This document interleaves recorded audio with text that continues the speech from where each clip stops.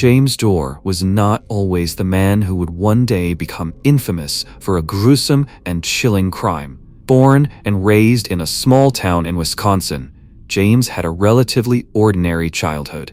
But beneath the surface, a battle was quietly raging. He struggled with addiction for years. Heroin and alcohol consumed much of his life.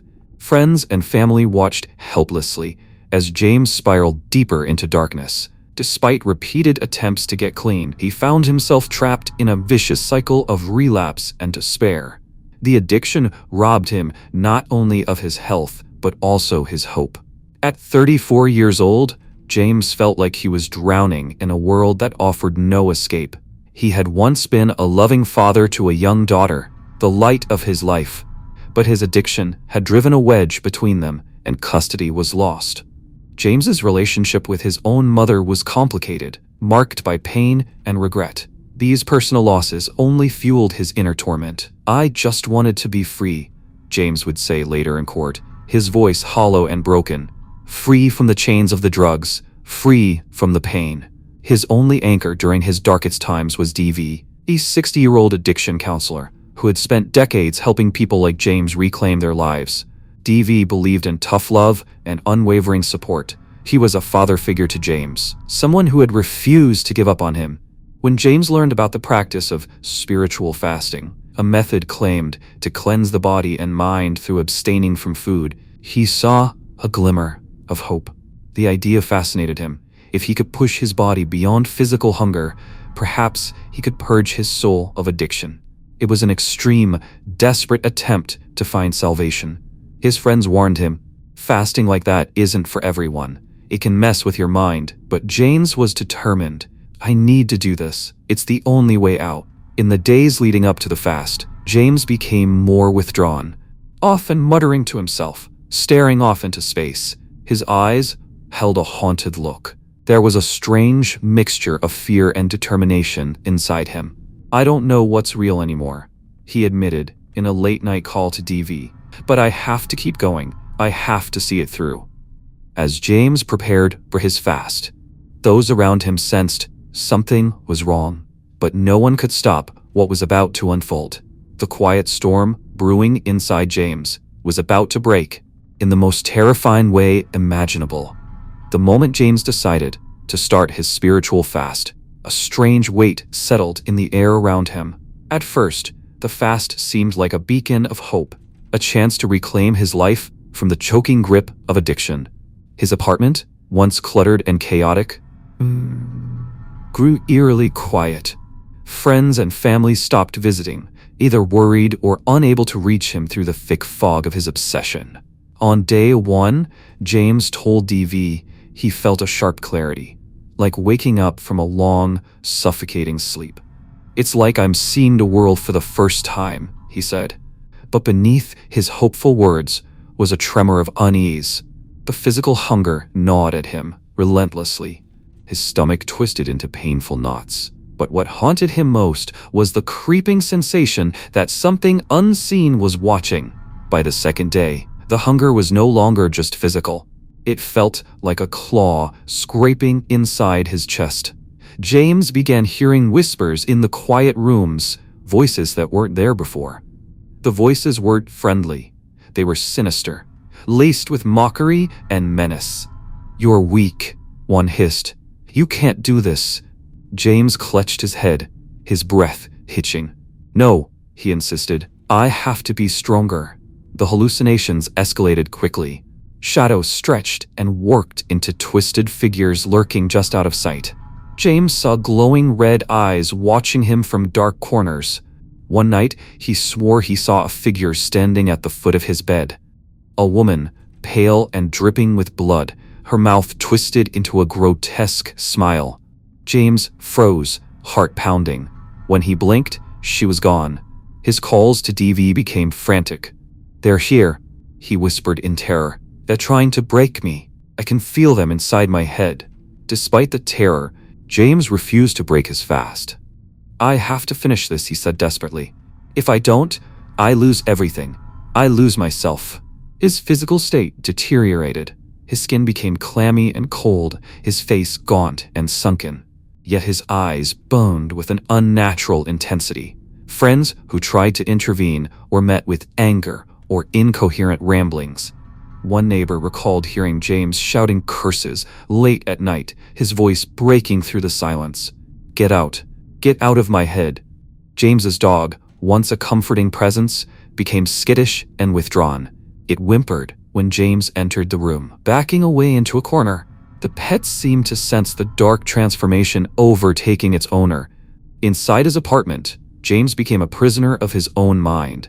He scrawled frantic notes, filled with cryptic symbols and desperate prayers. He talked to invisible enemies, bargaining, pleading for release. "If you leave me be, I'll give you anything," he murmured. "Just go away." But the torment only intensified. James's grip on reality slipped.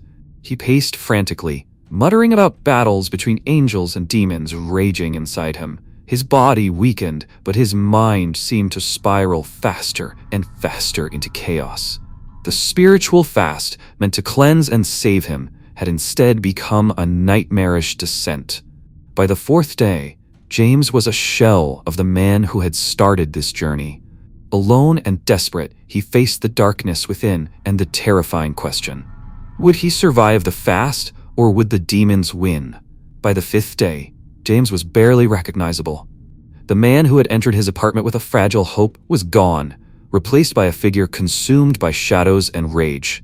His body was frail, skin stretched tight over bones, but his eyes burned with a fierce, almost unnatural light. The hunger had transformed into a torment beyond the physical. He was battling unseen forces clawing at his sanity. James paced the room endlessly, muttering to himself, his words a tangled web of prayers and curses. "Begone, spirits! You have no power here," he shouted into the empty air. Then, moments later, his voice softened, almost pleading, "Please, leave me be. I'll do anything." His phone calls to DV became increasingly disturbing. One call lasted over an hour, filled with frantic rambling about voices that spoke of dark secrets and prophecies. "They say I'm chosen, but cursed," James whispered. "They tell me the world is ending, that I'm the last one who can stop it." Those who dared visit were met with a chilling sight. James's apartment was a chaotic shrine of desperation, walls scribbled with strange symbols, candles burned low in every corner, and piles of torn notebooks lay scattered across the floor. His dog, once a symbol of comfort, cowered silently, its eyes wide with fear. Neighbors reported hearing guttural sounds at night, unearthly growls, frantic cries that pierced the silence. One neighbor said, "It was like he was fighting with something no one else could see, like a man possessed." The isolation deepened. James refused food and water, even as his body began to betray him. His hands trembled violently. His speech became slurred and fragmented. At times, he collapsed onto the floor, convulsing and whispering incoherent phrases. Each time, he would snap back awake, eyes wide with terror, mumbling about demons and salvation. One chilling night, James barricaded himself inside, convinced that malevolent spirits were trying to enter. "They want to drag me into the abyss," he screamed. "But I'm stronger. I won't go without a fight." In a moment of terrifying clarity, he called DV and said, "I see them. They're everywhere. They're inside me. I don't know if I'm losing my mind or if this is real." Despite his mental collapse, a strange clarity occasionally broke through. James scribbled new notes this time, filled with desperate warnings. The fast is not just cleansing, it's opening a door. Once opened, there's no closing it. His obsession with the spiritual battle consumed every fiber of his being. Day and night blurred together. Sleep eluded him, replaced by visions of fire and darkness, angels warring with demons, the earth cracking open beneath his feet. Friends tried intervention, pleading with James to seek medical help, but he refused, certain that admitting defeat would mean surrender to the darkness. "This is my path," he insisted.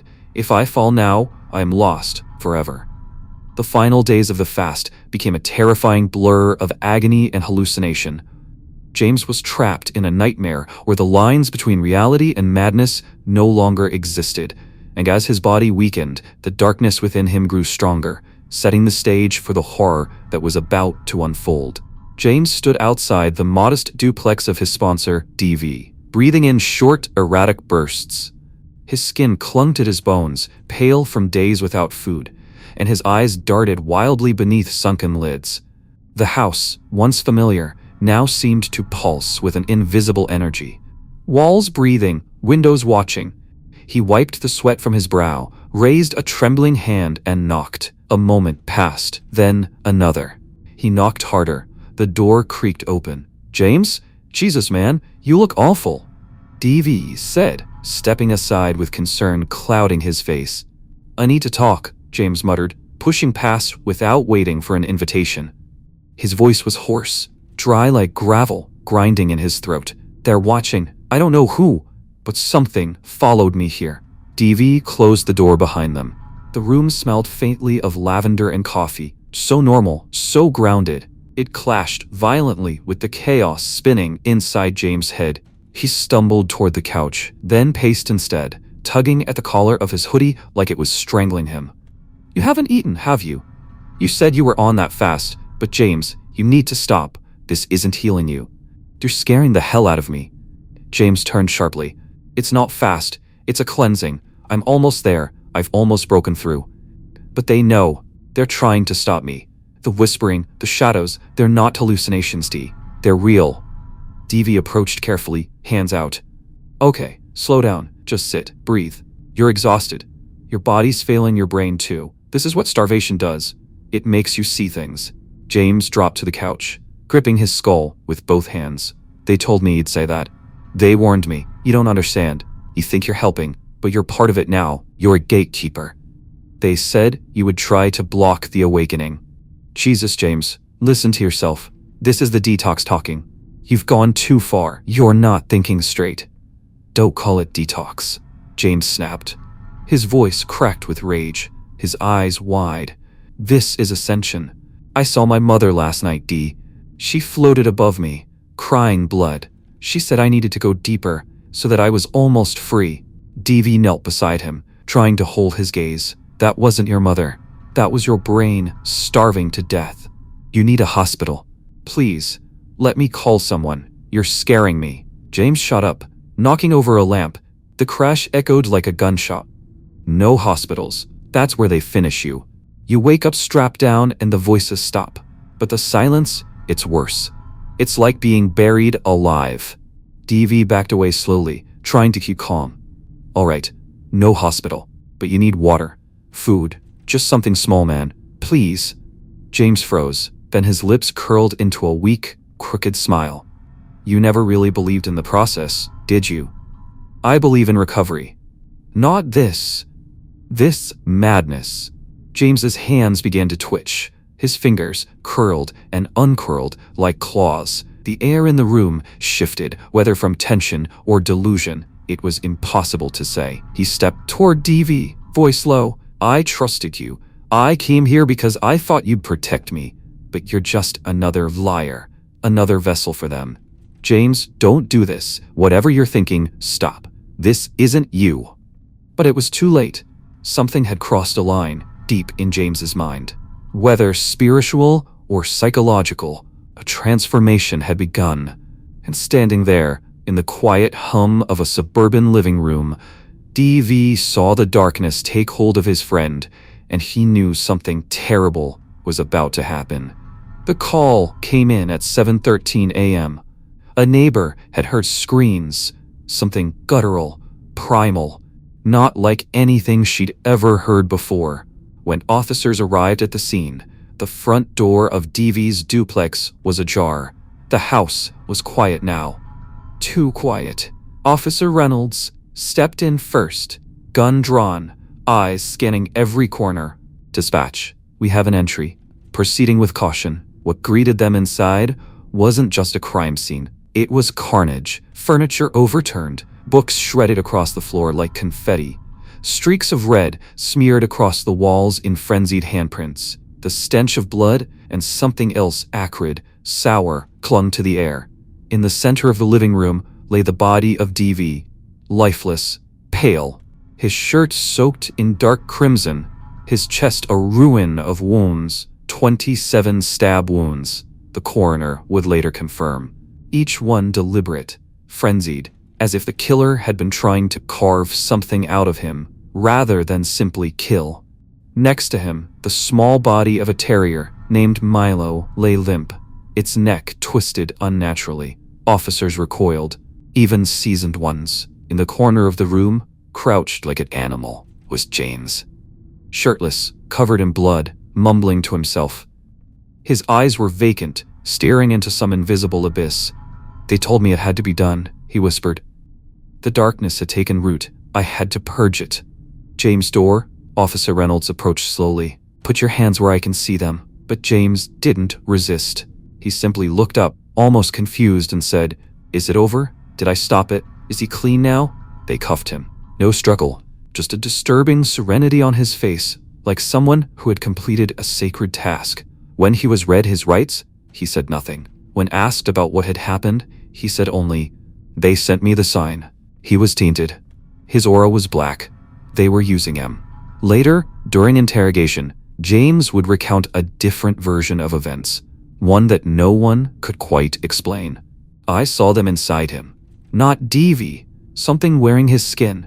His voice kept changing. Sometimes it was DV, sometimes it wasn't. Sometimes it was her, my mother, telling me I had failed, that the fasting wasn't enough, that blood was the final key. Detectives were stunned by the calmness with which he spoke. He described the murder not as an act of rage, but as a ritual. Each stab had been a release. Each drop of blood is a sacrifice. When asked about the dog, James began to weep, not from guilt, but from fear. "He tried to stop me," James said. "The dog. It wasn't him anymore. It had eyes like coals. I couldn't let it warn them."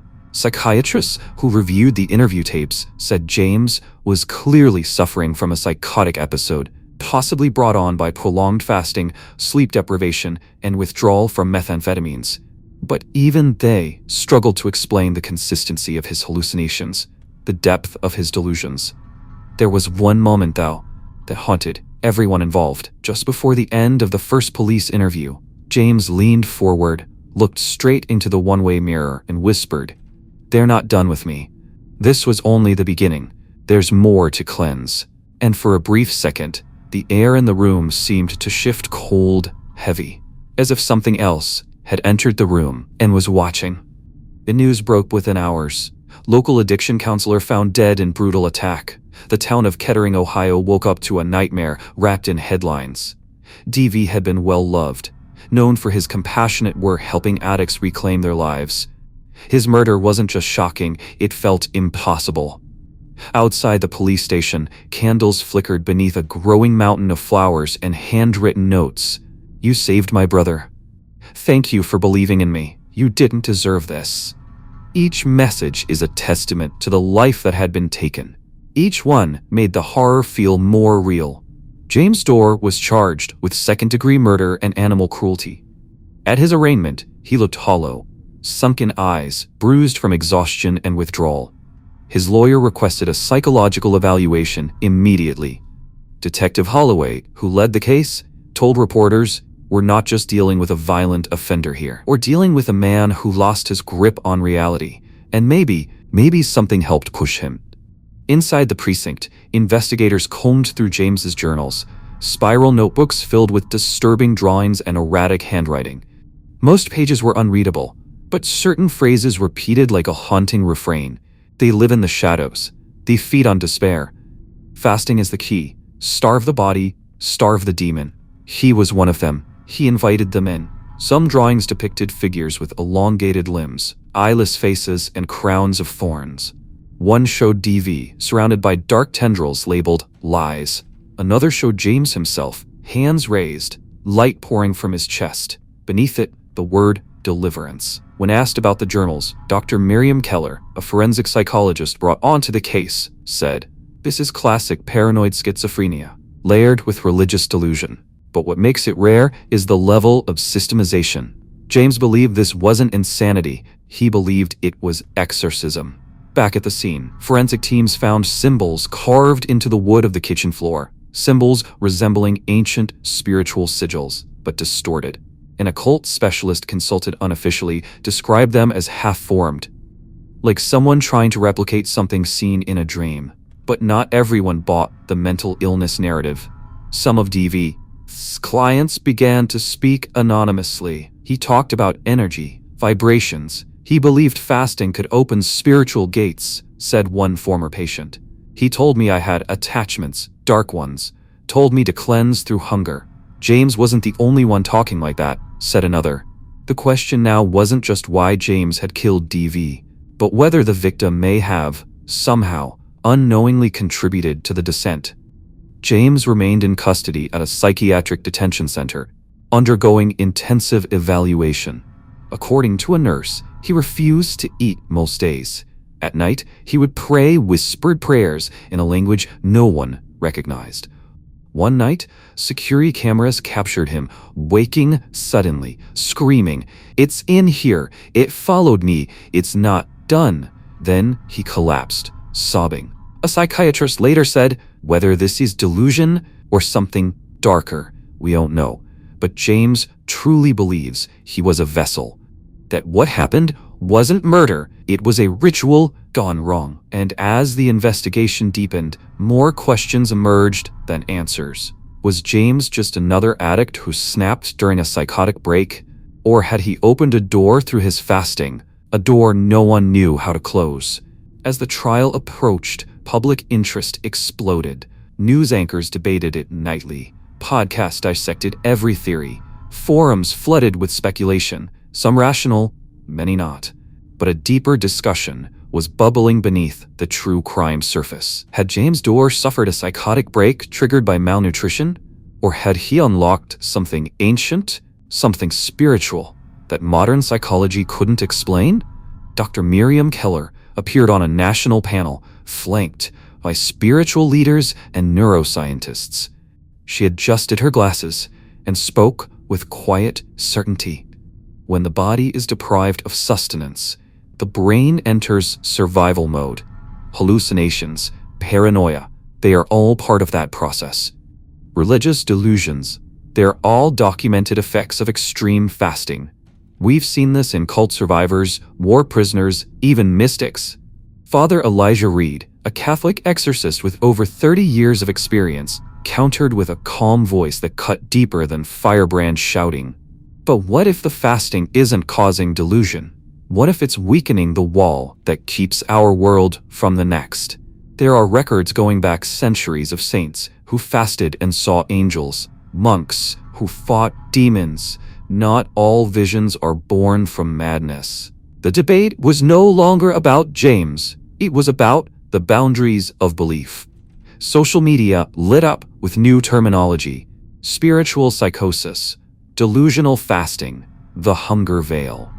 Reddit threads claimed James had achieved a dark enlightenment. Others dismissed him as just another killer using religion as an excuse. But the most haunting discussion came from those who had walked a similar path. A woman named Lila, a recovering addict and former follower of spiritual fasting methods, uploaded a tearful confession. "I saw things. I thought they were visions from God, but they told me to hurt myself. They told me people around me were possessed. And I believed them. I was one day away from doing something I would never have come back from." She paused, wiping tears. When I heard James's story, I knew exactly where he'd been. He didn't need deliverance. He needed help. Meanwhile, investigative journalists uncovered fragments of a manuscript believed to have influenced DZ's fasting theories. A privately published book titled Purging the Shadow, linked to fringe spiritual groups. The book described fasting as the sacred starvation that silences the flesh so the spirit can scream. Experts debated whether DV had adopted these ideas as metaphors or whether he truly believed fasting could drive out darkness. Detective Holloway offered his view in a press interview. Whether James was spiritually oppressed or mentally unstable, in the end, someone died. That's all the jury needs to know. But the jury wasn't the only one listening. a growing movement began to surface, some condemning James as a murderer, others idolizing him as a modern martyr. Candlelight vigils were held not for DV, but for James's tormented soul. Someone painted a mural of him on a brick wall downtown, barefoot, eyes closed, with black mist curling around his ribs. It was quickly removed, but the image had already gone viral.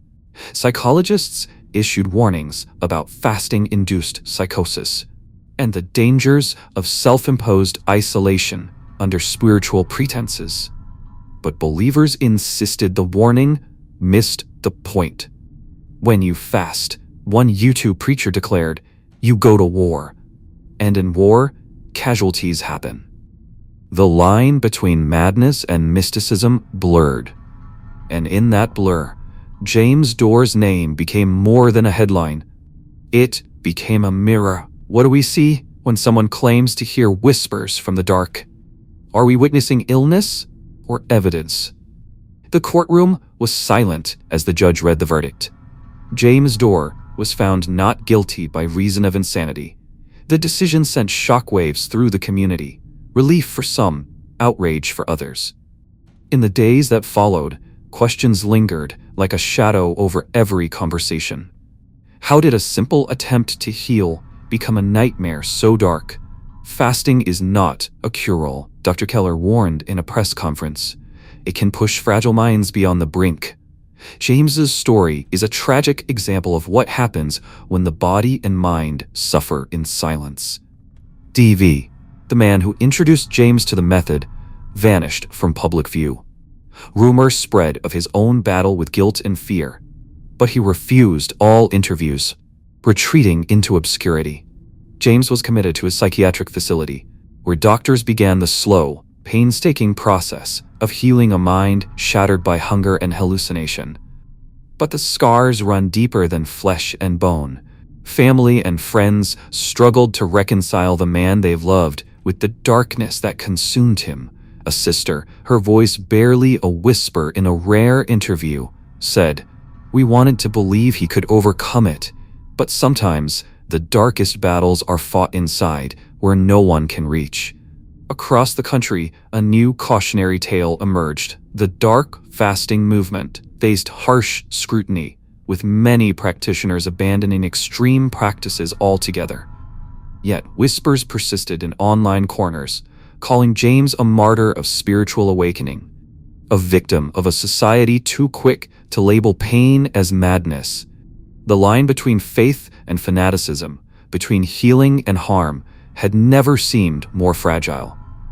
As night falls and the mind wanders into silence, the question remains, what price are we willing to pay in our quest for redemption?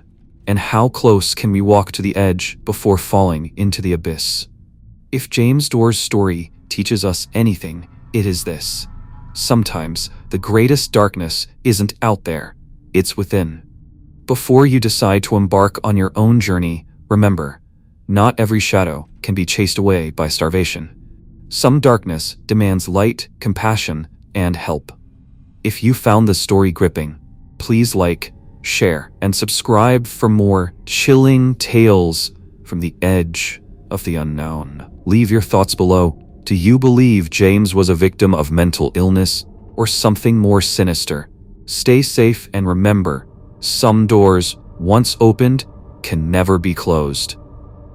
Did you enjoy this content? Share your thoughts in the comments below. Support us with a like and subscribe so our channel can reach more people. Thanks for watching until the end.